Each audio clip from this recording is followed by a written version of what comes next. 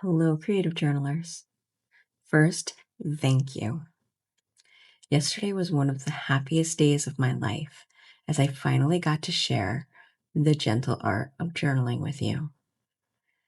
I've spent months writing this book, revising it, dreaming about it, and wondering what it would be like to finally hold it in my hands. Now that it's finally out in the world, I'd love to share something that means a great deal to me. Today, I'd like to read one of my favorite passages, not because I think it's the most important chapter, and not because I think it's the best writing, but because I believe it captures the heart of this entire book.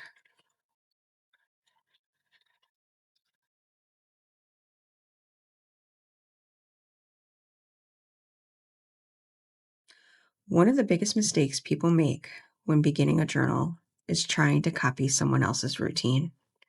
You might see someone who journals every morning before sunrise, or someone who fills multiple pages each evening. Those routines may work beautifully for them, but your journaling practice should fit your life, not the other way around.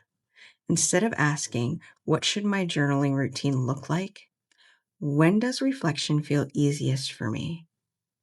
For some people, that moment arrives early in the morning before the day begins, before emails, errands, and responsibilities compete for their attention. For others, reflection feels most natural in the evening, after the day has settled, after experiences have had time to unfold. And for some, journaling happens whenever a quiet moment appears. There's no wrong answer. The best journaling time is the time you will actually use. Many habits fail because they require too much effort to start. Journaling is no different. The more complicated the process becomes, the easier it will be to avoid. A simple practice is often the strongest one. You do not need a perfect notebook, an elaborate system, beautiful handwriting, a collection of expensive supplies. You need a place to write. That is all. Some of the most meaningful journal entries are written in ordinary notebooks with ordinary pens. The value comes from the reflection, not the materials. If you want your practice to last, make it easy to begin. Keep your journal visible. Leave a pen nearby. Remove as many barriers as possible. The easier it is to start, the more likely you are to return. Many people struggle with journaling because they worry about what the page should look like. They want insightful reflections, meaningful observations, beautiful writing, and when those things don't appear, they become discouraged. But a journal does not exist to impress anyone. Its purpose is honesty. Some entries will be thoughtful, others will be messy. Some will contain questions, others will contain lists.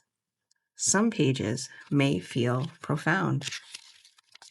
Others may simply capture the details of an ordinary day. All of them have value. The journal is not asking you to create perfect pages. It's asking you to show up honestly.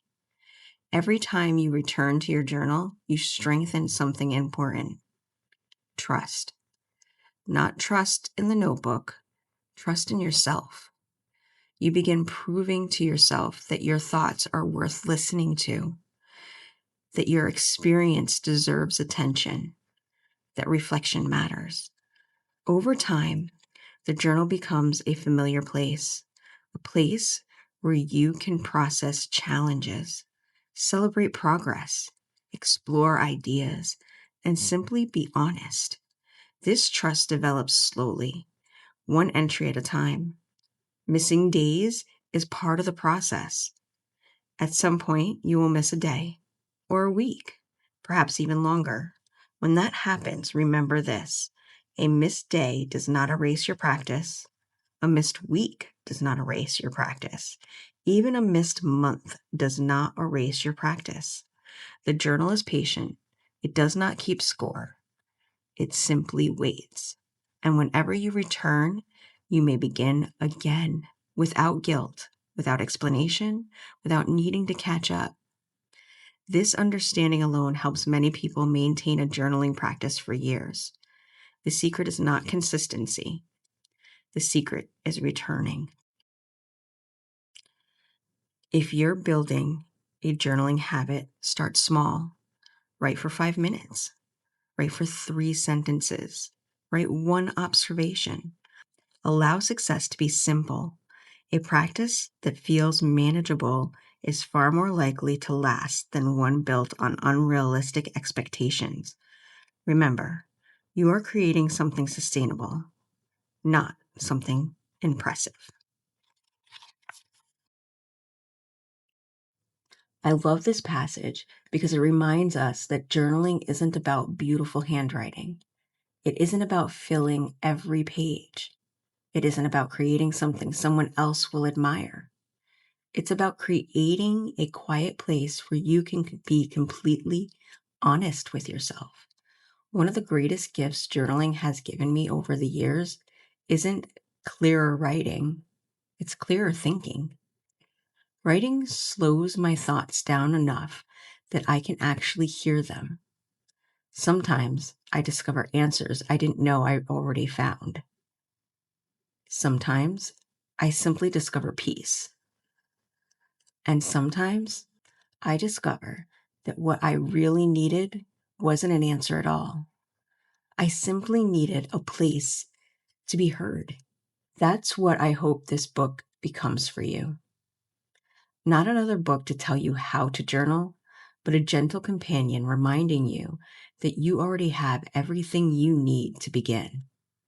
If you already started reading The Gentle Art of Journaling, I'd love to know which passage has spoken to you the most.